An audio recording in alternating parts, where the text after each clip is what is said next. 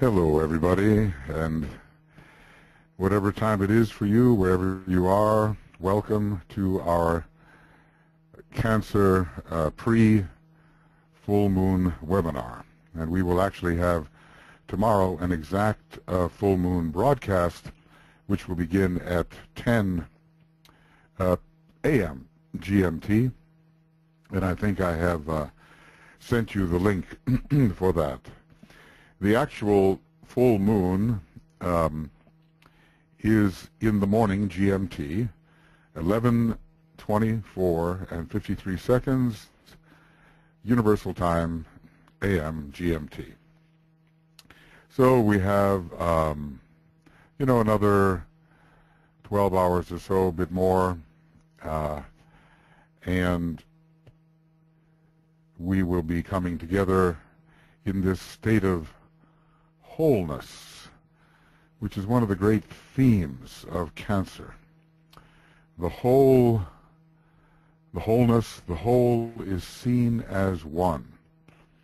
It's so easy to have the divided perception, where everything looks distinct from everything else, and the relationships between things in the sense of wholeness is not perceived. But perhaps, Jupiter is in Cancer at this present time, and perhaps because of that and the full moon, we can achieve more of this sense of fullness, this sense of the one humanity, the one planet, really, finally, the one universe, the one. This is maybe one of the most, well, maybe it is the most important understanding that can come to us. The theme, of course, I build a lighted house and therein dwell. And the two rulers, well, really there's only one ruler. The moon is not a real ruler of the sign Cancer. It represents the lunar vehicles. And really, it is simply a veil for what is coming through Vulcan for the physical plane, Neptune for the astral, and Uranus for the mental plane. Other than that, Neptune is the ruler. Both the esoteric ruler and the hierarchical ruler, or maybe we should call it transcendental ruler. It takes us not only into the realm of love, but it takes us into the realm of the monad, actually. Neptune has a lot to do with the monadic plane. And all the different signs of the zodiac which have anything to do with the monadic plane, where our spirit is focused, have a strong Neptune, namely Virgo and Pisces, and then, of course, the whole question of the father's home. Neptune again. This is the Jafra illustration, and we see that the main issue here is attachment. The hands are attached. They are grasping for the treasures. And, of course, the treasures cannot really be found on the physical plane or the astral plane. Something higher is needed. The Buddhic realm, where intuition and love wisdom are found, this is what we must learn to attach ourselves to. As a matter of fact, the Buddha really told the story for us. It's all about detachment from desire. And it's a very difficult task, because we do seem to want to cling to what is unreal. And in so many ways, excuse me, I'm going to be coughing a little bit. I apologize ahead of time. In so many ways, Cancer is related to the realm of unreality, to the realm of densification, to the realm of lower illusion. But eventually it is the great ocean of life, it is the great ocean of love, and it is the oneness that is realized when we finally focus our consciousness in that ocean. We have to keep these vehicles clear and clean. We have the huntress here, Artemis, and the Virgin Goddess, and if we don't keep the vehicles clear and clean, we will be driven mad. Anybody who pursued her was driven mad. So it's a question of purification so that there can be a proper reflection of the higher energies within our lower vehicles, and so that eventually our personality does become a lighted house, and we can dwell within that lighted house. But more than that, our soul body, the egoic lotus on the higher mental plane, becomes a lighted house. It has been evolving over millions of years, and its light and radiance content, its color content, its sound content, all of that has been increasing over the many, many years, so that it becomes an object of great beauty towards the end. And it is even more so our truer lighted house, and there is the possibility of focusing our consciousness within it in such a way that we have the higher consciousness of the higher mental plane. We take the third initiation eventually. We're able to focus our consciousness within the egoic lotus at will, and that truly is our truer home than the consciousness focused within the personality, even the soul-infused personality. And one day, you see, Cancer is all about the building of temples. Now, every temple must be built to express a higher energy, but eventually destroyed as well. And there will be also, and there is, the Temple of Ezekiel on the monadic plane, and that can be considered to be a Cancerian unit as well. We're not there yet, of course, in our development, but one day we will be, and even that will be destroyed, liberating the pure spirit, the volatile essence, into the sea of fire on the highest or logoic plane. And Cancer is even found there. There is a creative hierarchy which has not quite made its way to the cosmic astral plane and is focused on the logoic plane, and it is said to be veiling the Christ. So this sign, Cancer, is not just about the dense physical form and the lower worlds. It can be found in terms of all of the temples which we have to use on our path of evolution and eventual transcendence. I'm going to, here's a beautiful image from Francis Donald. It is a temple, and you can see the different portals. It's kind of a zodiacal temple, and the candidate, as the personality, is standing. He is the large figure, and he's standing there before the portal of Cancer. Well, the first incarnation for the entire human race was taken under the influence of Cancer. The central figure is that of the soul, and the tiny figure is that of the spirit. All of them are involved in this sign. Excuse me. Okay.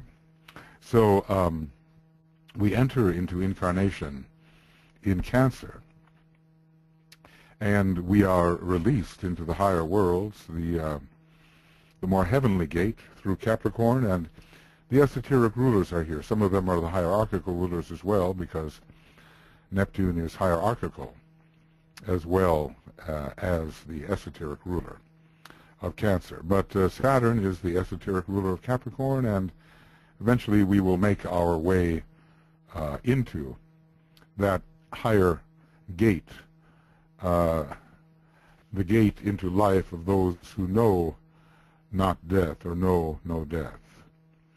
And the first gate, of course, is the gate into life of those who must know death. In many ways, the encapsulation of Cancer, the process of incarnation, is a form of death to the higher consciousness. And eventually we, excuse me, under the influence of Neptune, we regain our higher monadic consciousness, but this time within the lower fields, and not just in that higher field where we were the liberated monad before our descent.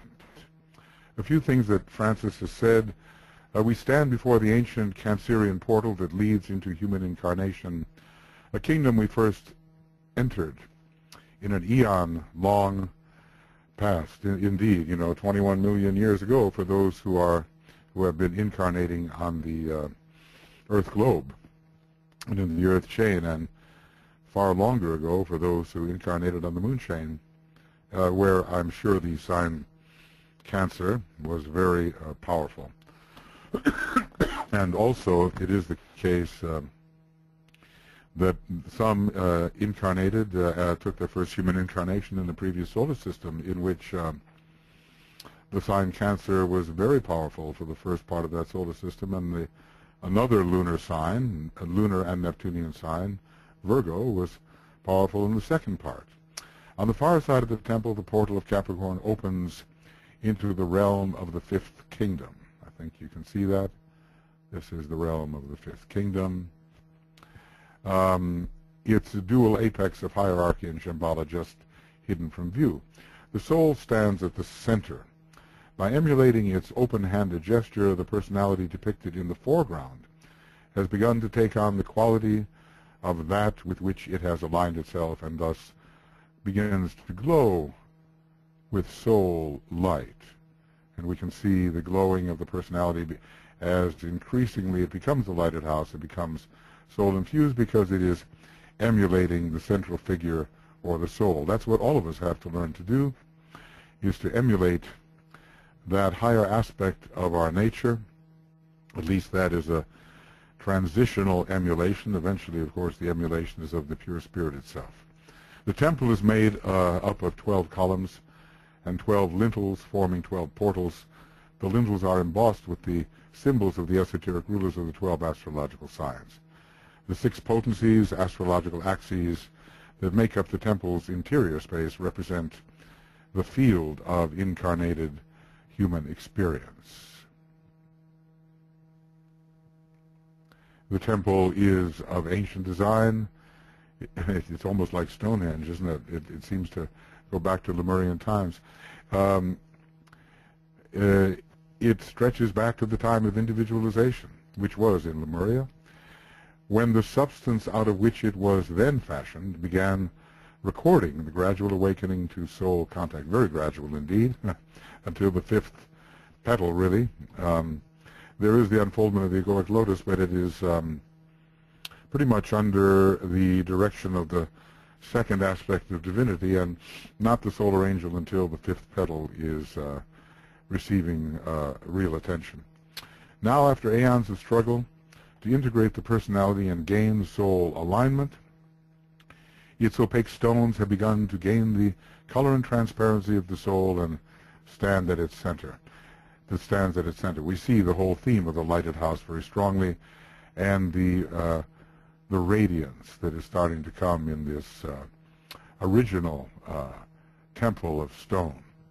You'll notice that the temple of light is oriented towards the Cancer-Capricorn axis. We stand, therefore, at the first great gate, the gate into human incarnation, looking towards the second, the gate of initiation. And then here is some material on the cube, which you can read. Just pause this when you get it, and you can read it. The following quote gives further insight into why Cancer is so particularly associated with the realm of form. In Cancer, this living substance, the threefold figure in the image, assumes a triple differentiated relationship to which we give the name of life, which is Aries, represented by the tiny innermost figure, of consciousness, Taurus, the central figure. It's the 1, 2, and then the 3, manifested duality, Gemini. So we have in these first 3 very subjective signs, the expression of life, quality and appearance of life, consciousness and form. And the three are to be blended together and come into outer manifestation in the temple itself, in the outer vessel. Okay.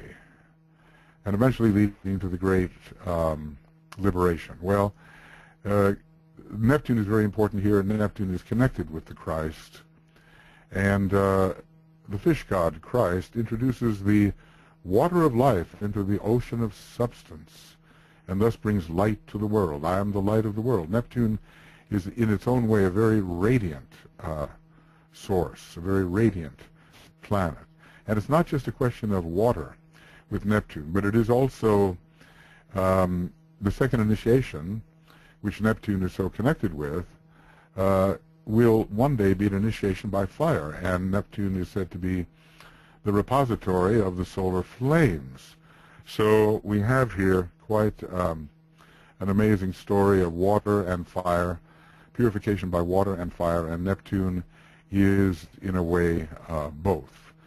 Substance is being permeated by the Christ nature, and that has to be the case for all of us. The unveiled Neptune will release the initiate from the thrall of astral glamour. And that unveiled Neptune has very much to do with allowing the Buddhic energy to enter this energy of pure reason, of love, wisdom, of the intuition, which also dispels illusion. And you can read this in greater detail. Just pause there and you'll be able to do that. Okay. All right, friends. I think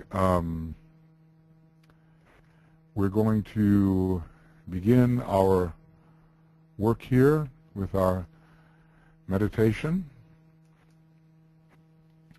We're, I guess we're just about entering the day of safeguarding, the 12 hours before. We've been told that the Master is on the lookout, at least it was so, for the students that he had at that time, for their approach during the 12 hours before the actual full moon.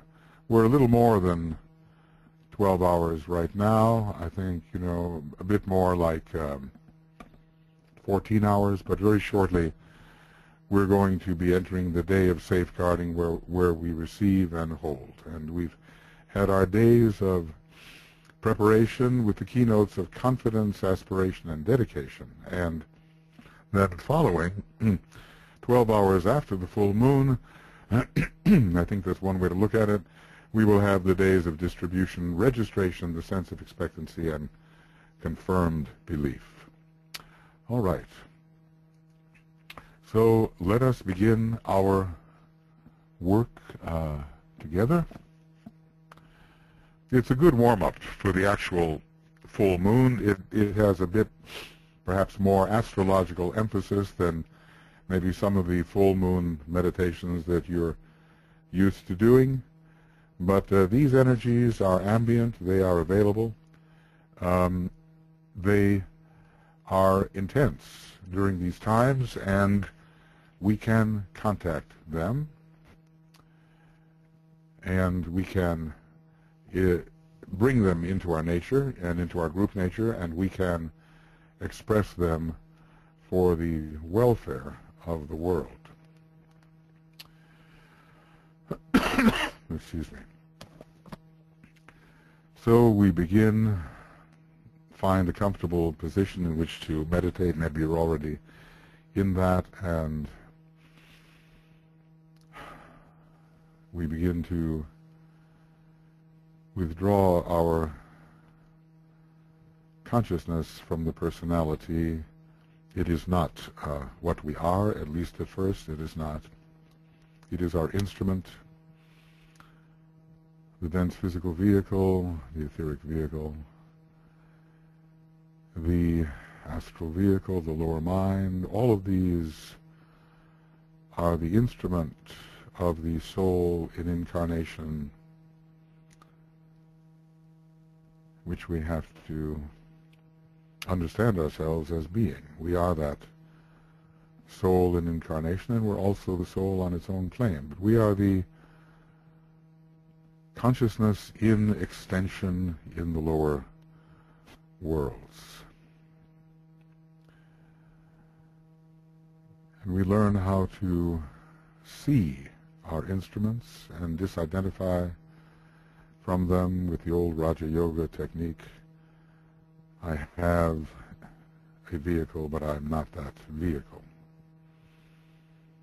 It has to make sense, and the eminent psychologist Roberto Assagioli says, do this every day. It's a kind of a purification, this kind of disidentification every day. I have the body, but I'm not the body, etc.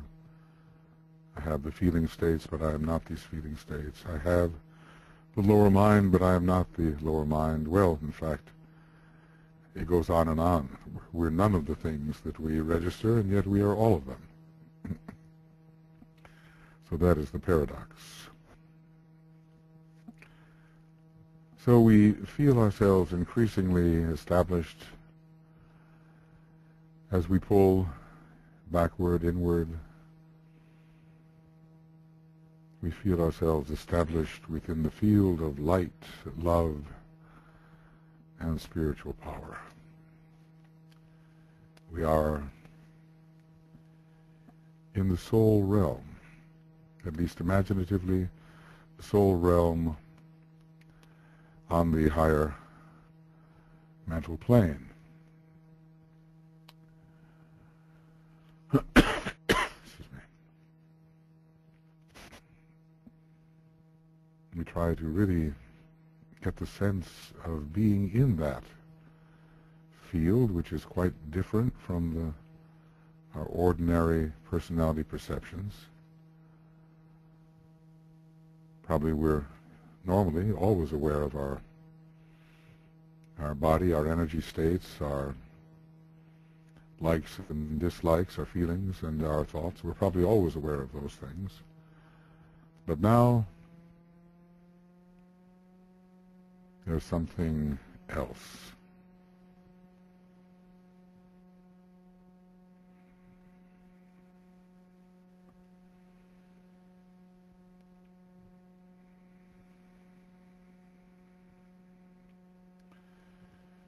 We are in the world of the consciousness.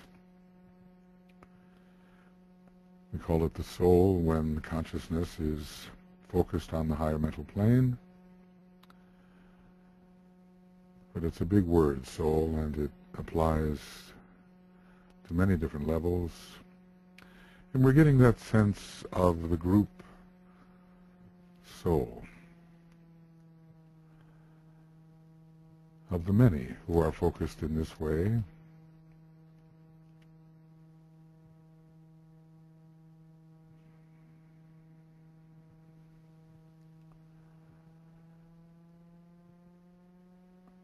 And we reach out, not in personality, but in soul, towards the spiritually minded people of the world, the men and women of goodwill, finding them in their soul nature, finding the members of the new group of world servers in their soul nature.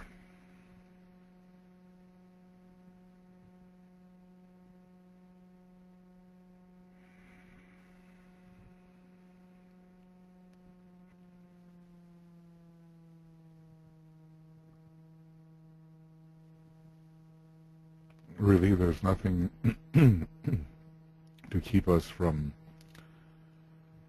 contacting them, touching them in the realm of soul. And there's nothing to keep us from merging into the one soul of humanity, which includes all of the many human souls, whether in the body or out of the body. It's one humanity, and especially we realize this in cancer. The whole is seen as one humanity. And we realize as deeply as we can that there is no my soul or thy soul, but only the one soul.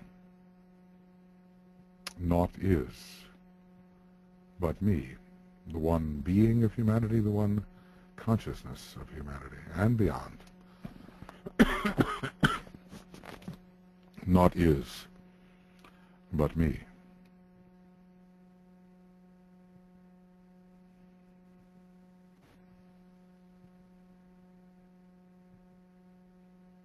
What a powerful realization that would be if we could make it real. Whoever you look at, imagine whatever human being. Naught is but me, and it goes beyond that too, whatever form. Naught is but me.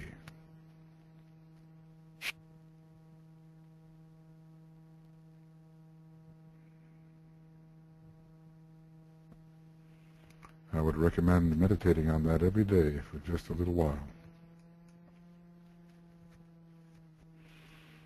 And our focus is together.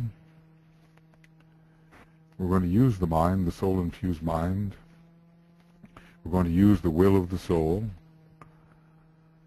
as it extends into our point of attention on the fourth subplane of the mental plane.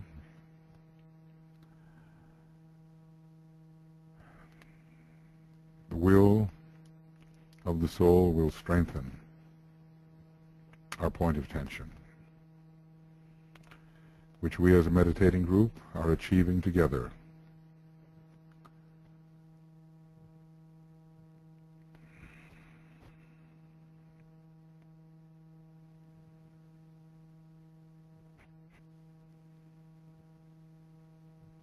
So that we can penetrate via the antakarana, the inner organ, the rainbow bridge, so that we can penetrate into higher realms. We will, as it were, as a group, draw up the energies of the group personality into the point of tension on the mental plane.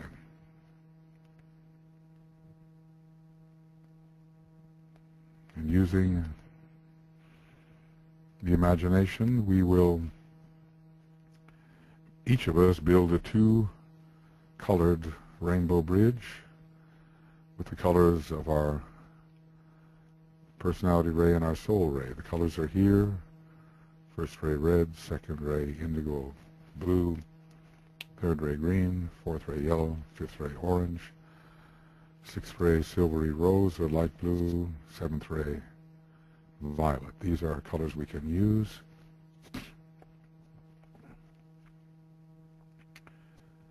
And each of us imagines a dual-stranded rainbow bridge connecting from our mental unit to the abstract mind, monastic permanent atom, and to the Buddhic permanent atom, the realm of the intuition, and to the Atmic permanent atom, the realm of spiritual will. We imagine this, each of us,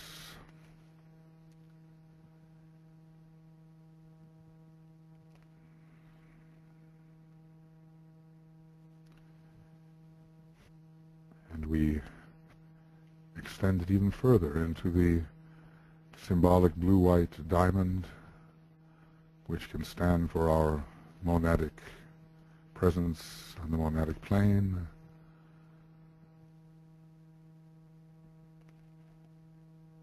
And we get a sense of the quality we're dealing with these two rays. One of the personality ray and one of the soul ray.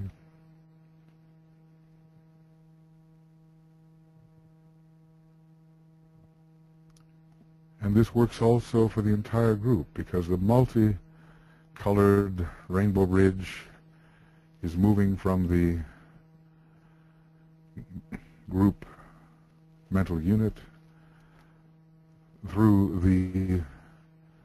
into the group triad.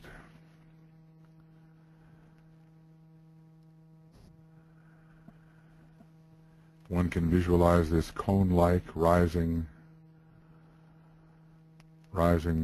eventually towards the blue-white diamond, or however you wish to visualize it.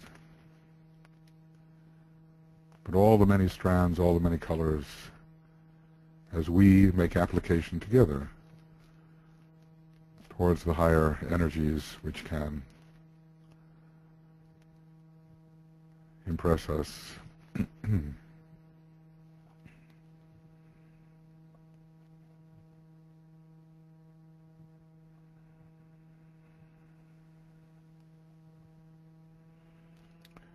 And we will project across this multiple,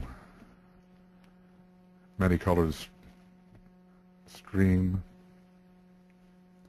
many-colored strands of light. We will send in projection a beam of pure white light towards the points that the Antakarana touches. We do this imaginatively, and we end it in the monad. We will use the second ray word of power. I see the greatest light. We'll sound the Om 3 times, and while we sound it, we'll think, I see the greatest light.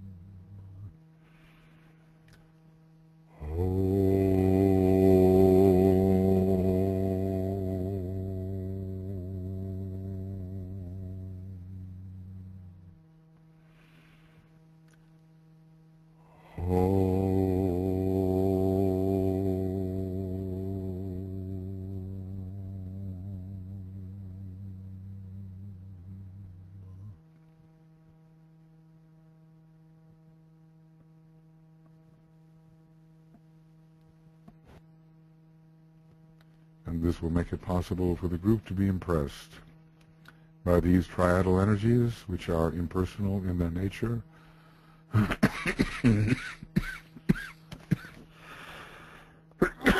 Excuse me. Impersonal.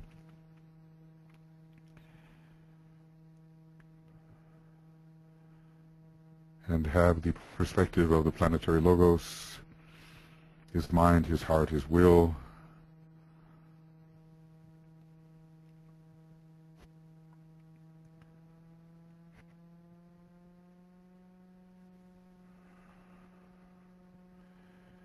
and the great light, the greatest light of the monad can be visible or sensed in some way, and the light of the triad reflecting that greatest light,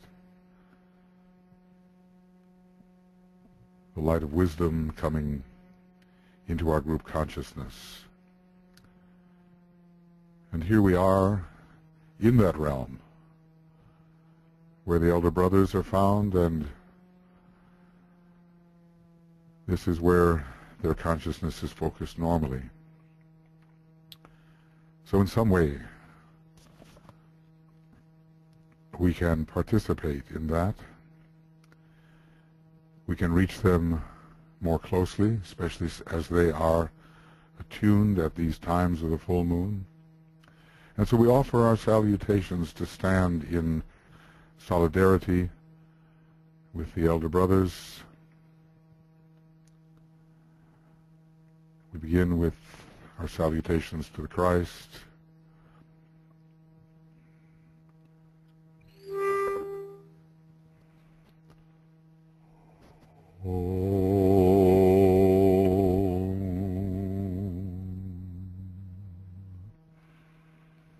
Salutations to the Christ, the Master of all masters.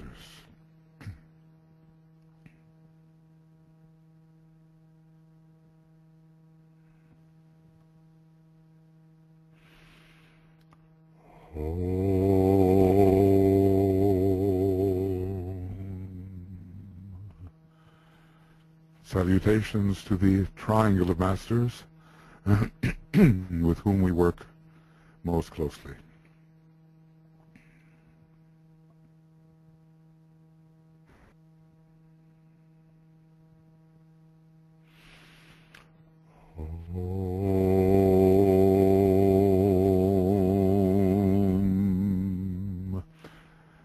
Salutations to the Master Moria, the head of all esoteric schools and organizations.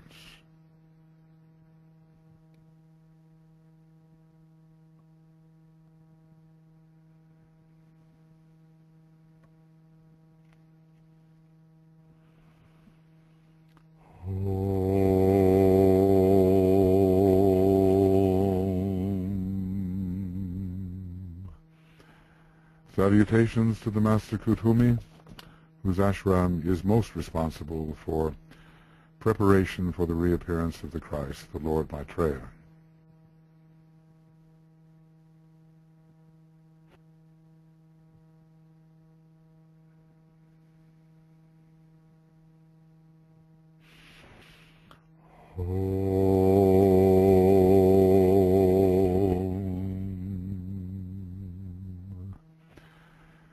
Salutations to the Master Jwalkul, who has given us the blue books and whose task it is to prepare aspirants for initiation.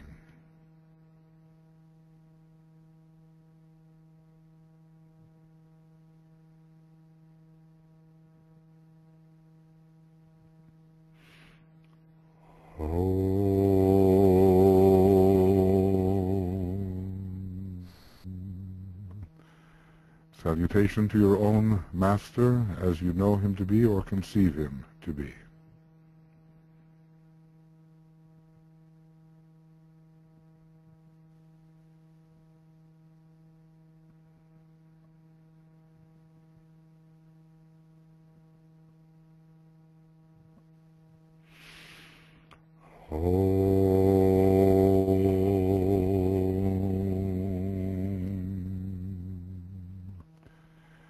Salutations to the entire spiritual hierarchy of our planet.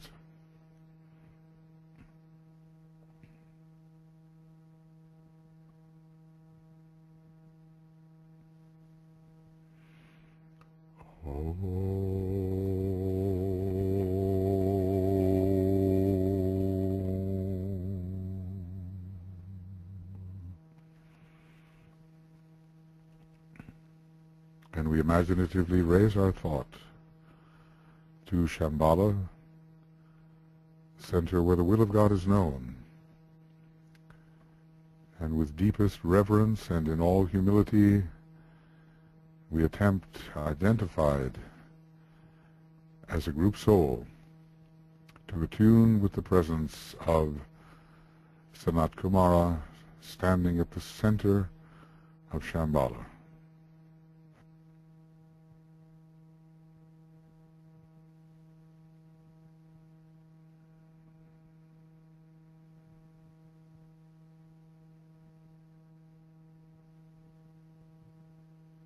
And we sound inwardly, silently, a very long Om as we imagine the group and the world servers and the men and women of goodwill infused with his energy, the long, silent Om.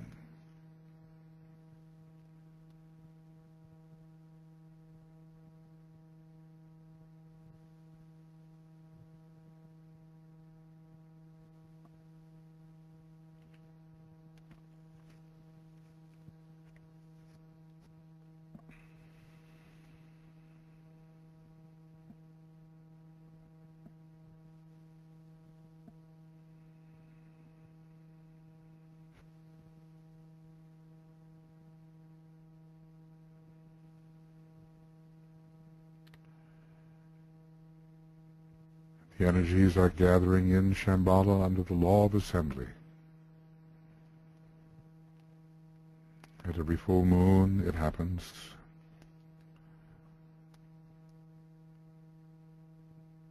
And we are making application. We seek to go into the center of the indigo sphere. We are as if a point of light, love, and power. This is what we are as a group, a point.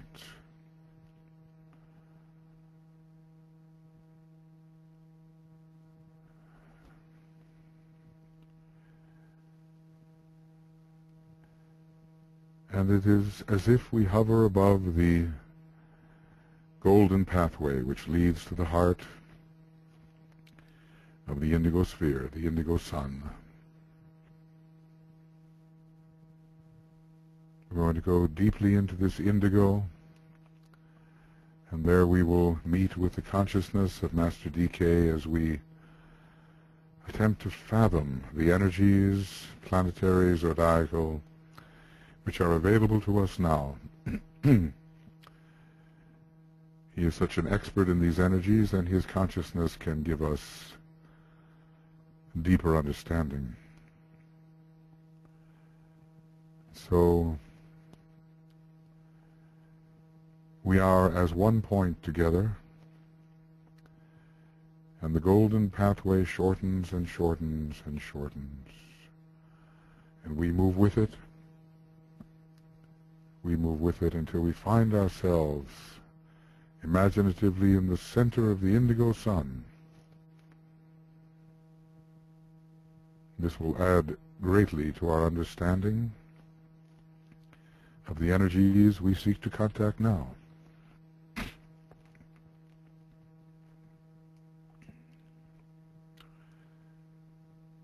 We as if become outposts of Master DK's consciousness. Try to feel this. Try to feel the deeper understanding pervading your own.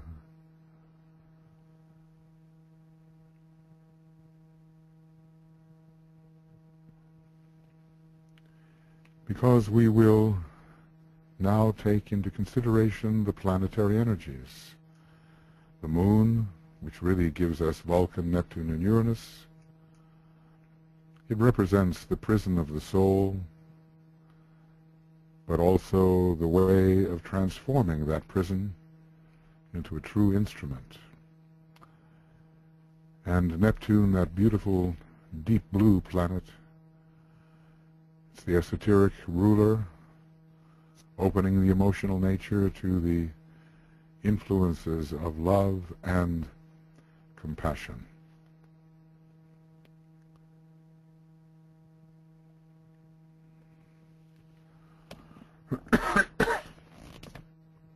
And finally, the transcendental aspect of Neptune, the hierarchical ruler of Cancer, and it imbues the consciousness with the buddhi and also the power of identification of the monad, conferring the realization of oneness. The moon is so close, probably some of you see it now. I know I do as I look out the window. It's dark here. But there's Neptune also, and that we cannot see, but it has been seen through the telescopes, deep, deep, wonderful blue, resonating with its ray 2 monad. So first the moon, which we carry with us all the time, the mother of the form, conveying through the three veiled planets, Vulcan, Neptune, and Uranus, the power to build the form in such a way that these forms prove fit to receive and contain and radiate first the light and love of the soul, and then even higher energies. So not just the prison, but when the other planets take over, the true instrument, strength of Vulcan, the sensitivity of Neptune, the brilliance of Uranus.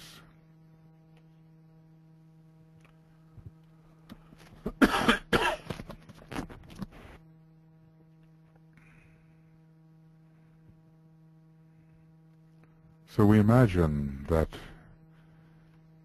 into our vehicles and into the vehicles of the group and groups with which we work, the flow of Vulcanian, Neptunian and Uranian energies occurs, fortifying, sensitizing, illuminating.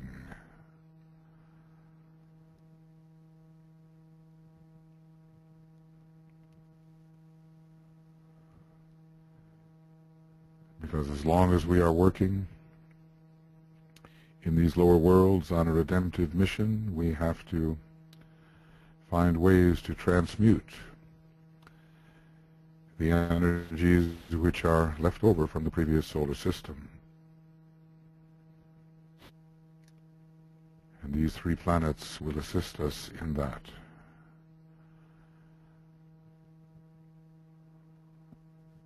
Until the vibration of all the matter in these vehicles becomes at length atomic. And this will occur at the 4th initiation.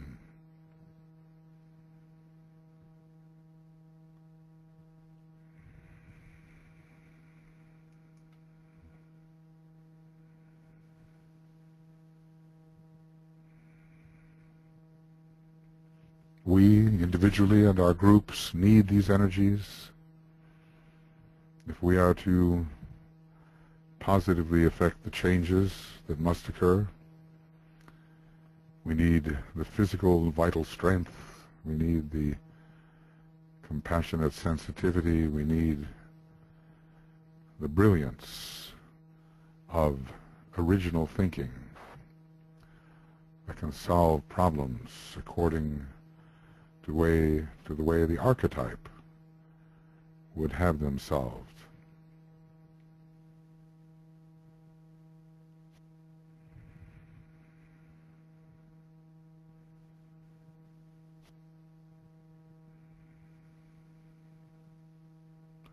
So we'll imagine the flow coming in on the note Fa, which has to do with the 3rd aspect of divinity, and we imagine the triple stream coming in on the note Fa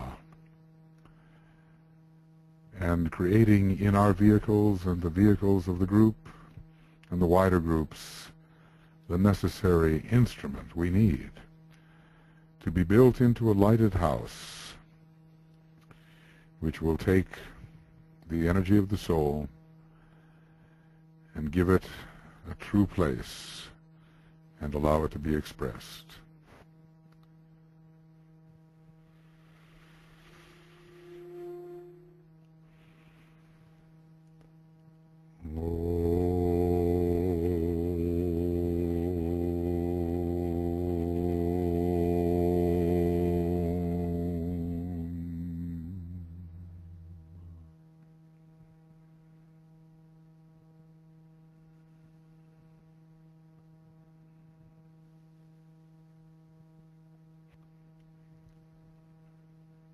Now we move towards Neptune in its first phase. We can visualize this deep blue planet conveying the power to refine, sensitize, and calm the astral body, rendering it receptive to the love and compassion of the Buddhic plane. This is the energy that will bring to us the 2nd initiation eventually. It's one of the major energies for that initiation, and it gives the astral body a higher type of expression altogether.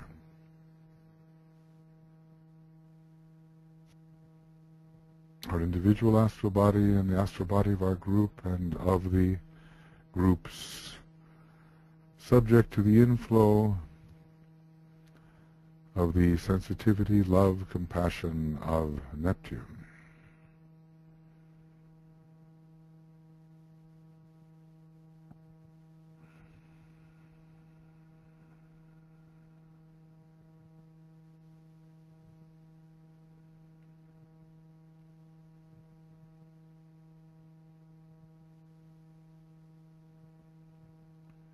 There are areas where we individually need this and our groups need it. We can imagine those.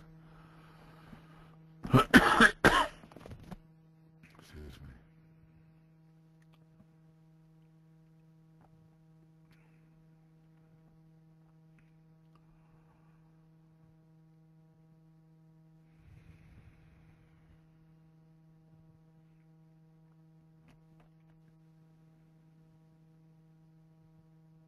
And we'll use the second ray note as the G, the blue note in many respects, as we imagine ourselves and our groups imbued with this divine energy,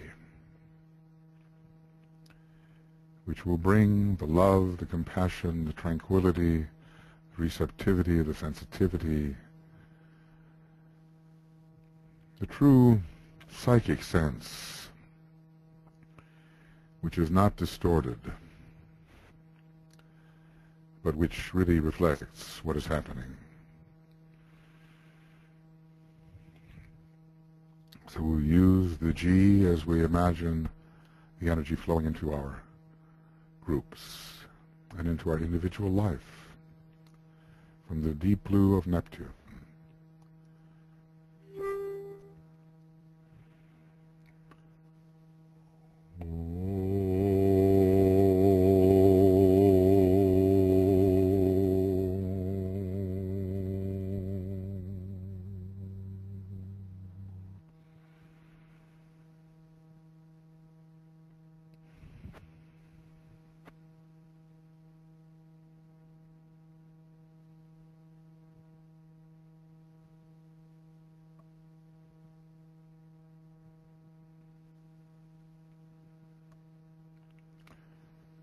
But it even goes further because there is a transcendental aspect to Neptune in relation to Cancer. And it is the power to reveal the all-pervading presence of God in matter form and its ability to promote complete identification with the heart of life within form. It is the Christ energy. It is the Buddhi, but it's more than that. It's also the monadic energy coming in. And this is the place from which salvation really emanates. Neptune as the Savior, the great second ray monad of Neptune, the divine presence of the Spirit, identification with all things, with all human beings, and with all things, and with all life, all seen as one. The whole is seen as one.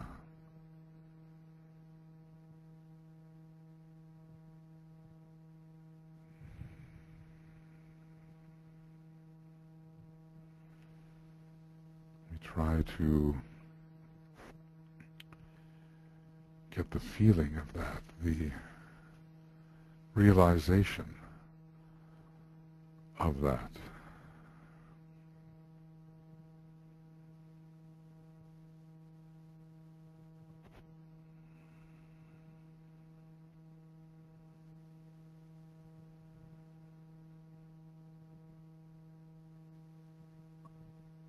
It's beyond our ordinary perceptions, but it's more real than our ordinary perceptions.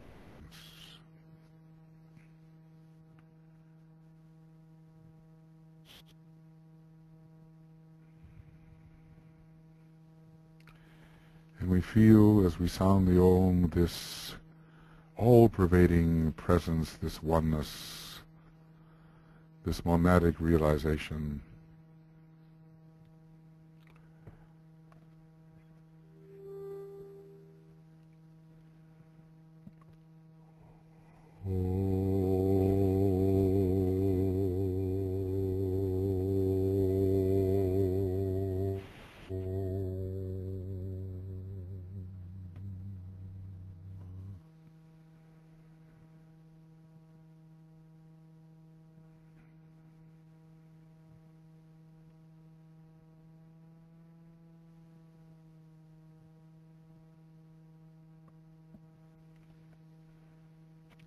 Spirit and matter identical, as HPB has told us, and identical with soul as well, and the three are one, and life pervades them all. The sea of life in Neptune.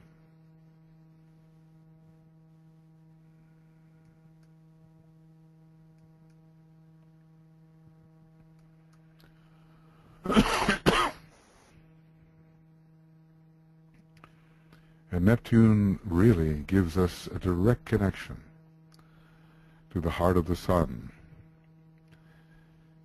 which from one perspective is the soul nature of the Solar Logos. From another perspective, it can be considered the astral, cosmic astral body of the Solar Logos. Following Neptune, we move towards the blue Logos, the indigo Logos, whose nature is that of a heart in a cosmic Logos. Love, wisdom pervading everything in our solar system, every being, everything.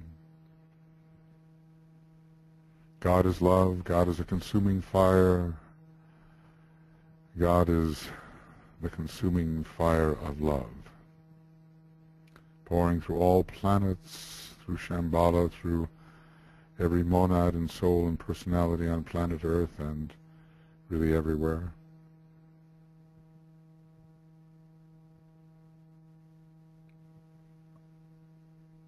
The great blue Logos in whom we find our home.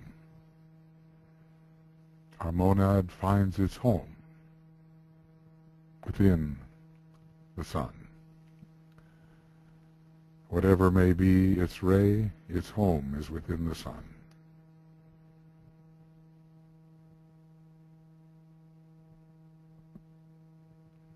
And the wholeness of that great Logos should come clearly to us at this time of the Cancer full moon.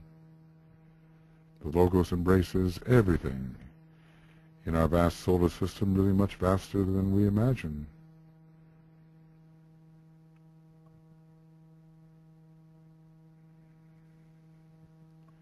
We are a spirit within that great being, and really a unit within that great heart. We have to remember that whatever may be our rays, our astrology, we are a unit within the great heart of the Solar Logos. And the constellation Cancer, it's really not very brilliant in the sky. You have to sort of search it out between brilliant Leo and brilliant Gemini, because in a way it has more to do with the previous solar system than with this one. And it's called the light within the form. That's its quality of light. The diffused light of substance itself, the dark light of matter, referred to in the secret doctrine. It is the light awaiting the stimulation coming from the soul light. This will happen via Vulcan as it veils the moon. And all that was dark in our lower nature will come into its own form of brilliance under the light of the soul, ruled by Leo. So we open ourselves to the feel of the energy quality of Cancer. And we attempt to realize its profound relationship to the third ray of creative intelligence and the seventh ray of magical order, and also, of course, to the Moon, Vulcan, Neptune, Uranus, and the rays they transmit, fourth, first, sixth, seventh. The feel of the energy from the constellation Cancer, which comes through the sign Cancer,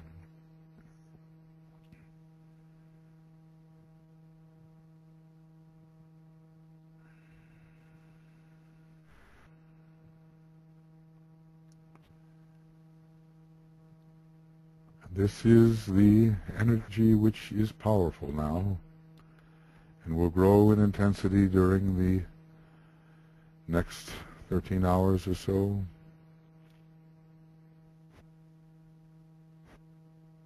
And as we attempt to receive and understand the energy of Cancer, we use the mantra, which can relate to the personality, can relate to the soul body, and eventually even the monadic vehicle. I build a lighted house, and therein dwell.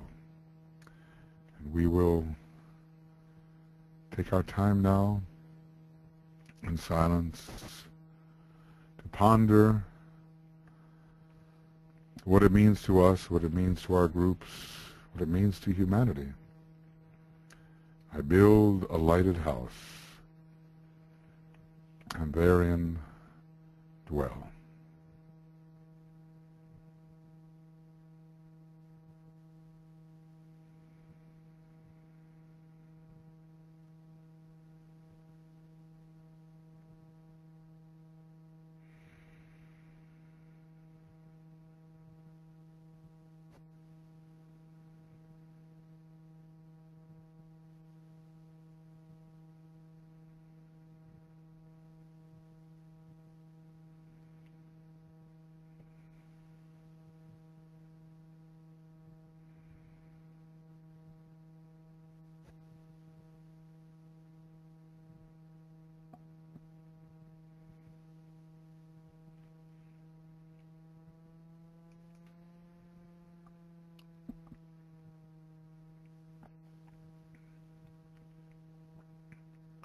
I build a lighted house,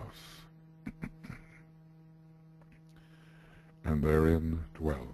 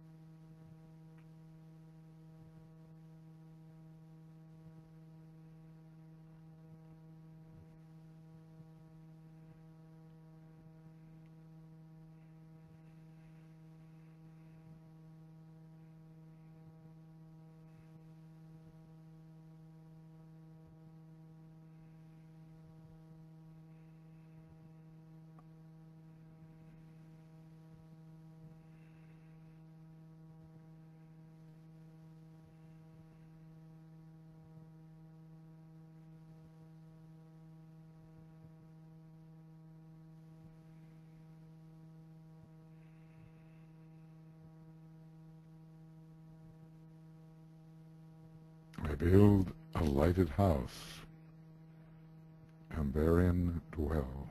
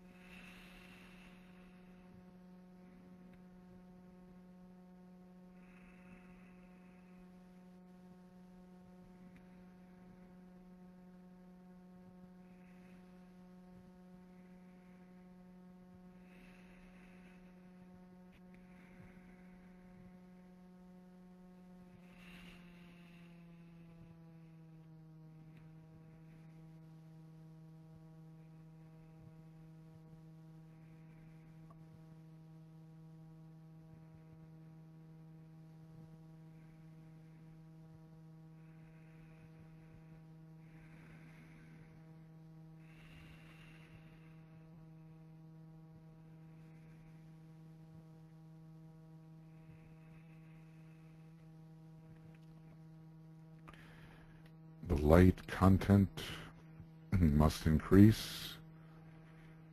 The dark light must show forth its inherent radiance.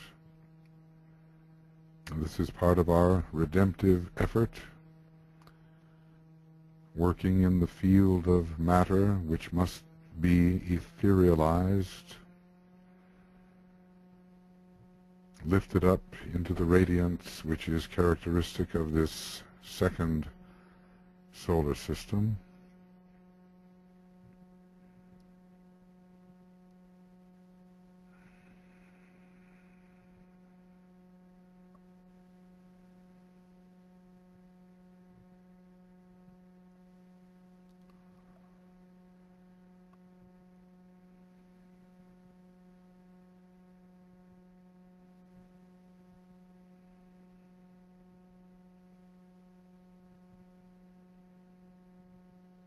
Until we all become, in every one of our temples, a shining, radiant temple. Whether it's the tabernacle in the wilderness or the holy place or the Holy of Holies, eventually.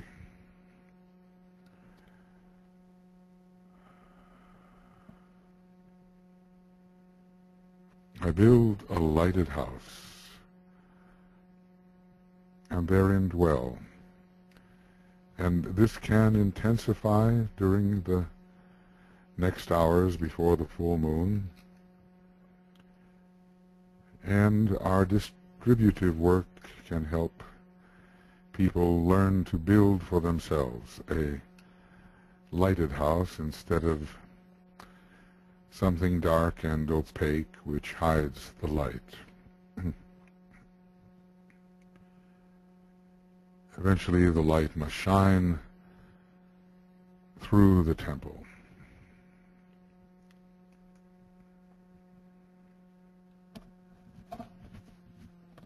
The Pleiades is the hub of it all, and it's very connected with Cancer. Interesting triangle, Pleiades, Cancer, Venus. The Pleiades has a deeply third ray meaning and works through Cancer, which is so connected with the third aspect, and into the Solar Logos,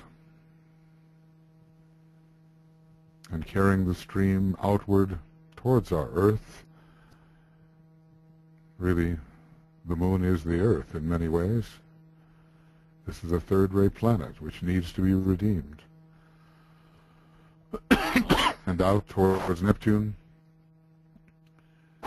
the great transcendental Redeemer, and into the great protective custody of Sanat Kumara, and all of us in our monadic and soul and even personal nature, we are part of this flow. The guardians, the great mother spirit in Cancer. The hierarchy is many things, and it is also the mother. All the signs of the zodiac are found in how the hierarchy expresses itself, and now we are dealing with the mother aspect and the redemption of the mother aspect. So this flows into our realization, our understanding. It's a world in which the one human family is not acting like an harmonious family. There are many family problems. But we can understand the need for lighted consciousness, lighted vehicles. And we can look with the inner eye over the world. So much stress at the moment. And try to see how this theme of building a lighted house could be directed into an area of life which really needs redemption. And try to see with our imagination the redeeming work of building the lighted house. Because there would not be such terrible division and warfare if the house in which consciousness finds itself were truly lighted and translucent and even transparent eventually. So we look out over the world,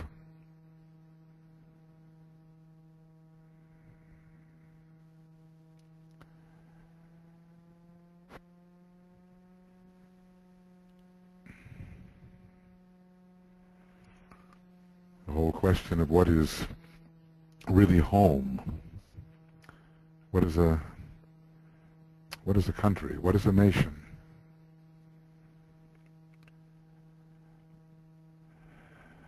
How can the sense of belonging be solved? It's very material right now, that sense of belonging. Can we elevate that so that it is not quite so tied to the earthly plane only?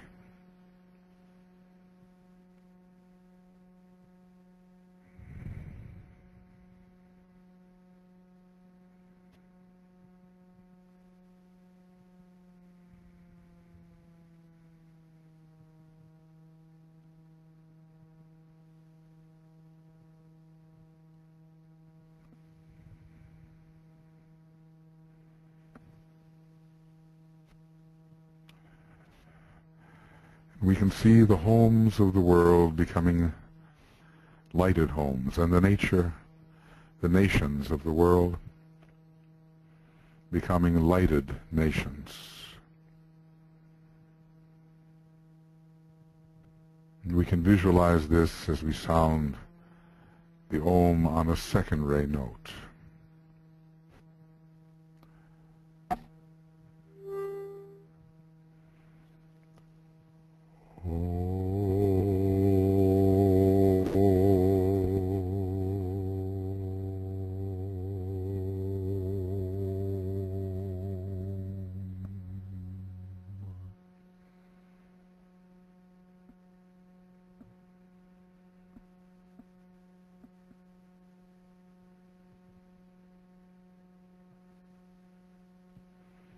So many battles over territory, and these must be solved.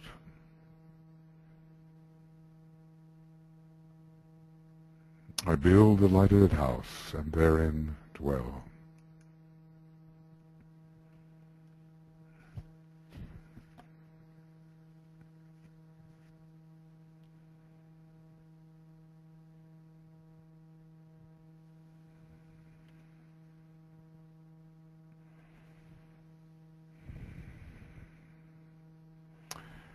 So we will sound together the great invocation.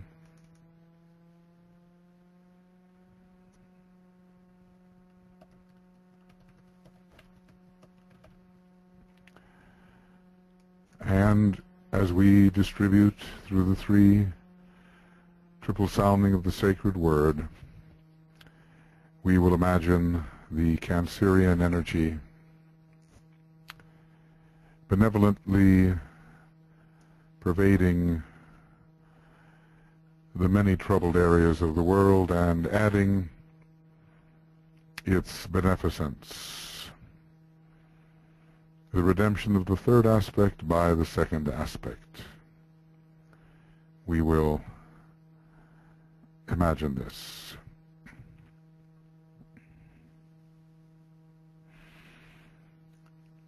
From the point of light within the mind of God, let light stream forth into the minds of men. Let light descend on earth.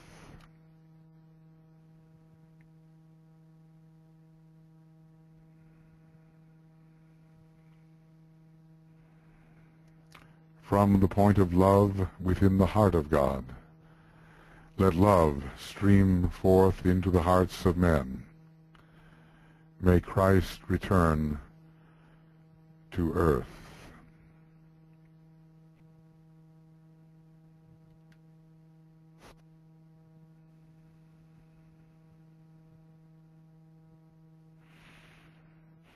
From the center where the will of God is known, let purpose guide the little wills of men, the purpose which the masters know and serve.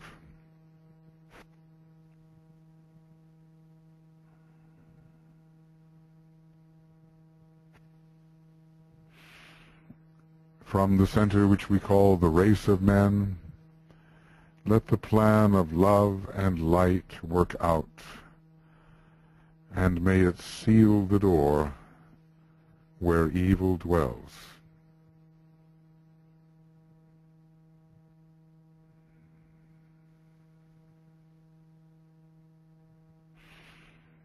Let light and love and power restore the plan on earth.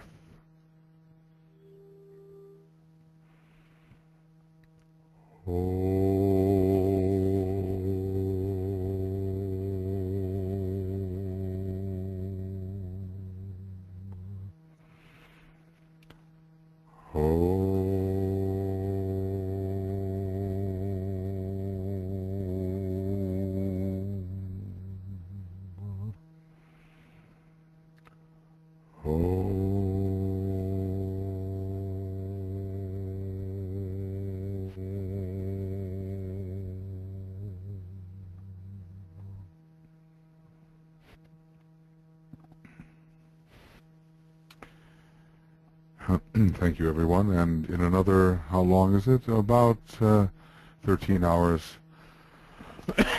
we will have the actual moment of the full moon. We do have the full moon occurs at 11:24 and 53 seconds a.m. GMT Universal Time. So I hope you're able to join. Yeah, I mean, I know so many of you have your own full moon celebrations and so forth, but please, if you do not join Tuya, who will be giving the meditation service broadcast, and we'll be having the exact moment of the full moon together. So thank you so much for being here tonight or this afternoon, wherever it is, all over the world. And we're moving towards this lighted house. May our personality become that, may our egoic lotus become that, and eventually may it be so that the Temple of Ezekiel on the monadic plane becomes that as well. Okay, we'll be looking forward to seeing you, tuning in with you. All the very best to you. See you before long. Bye-bye.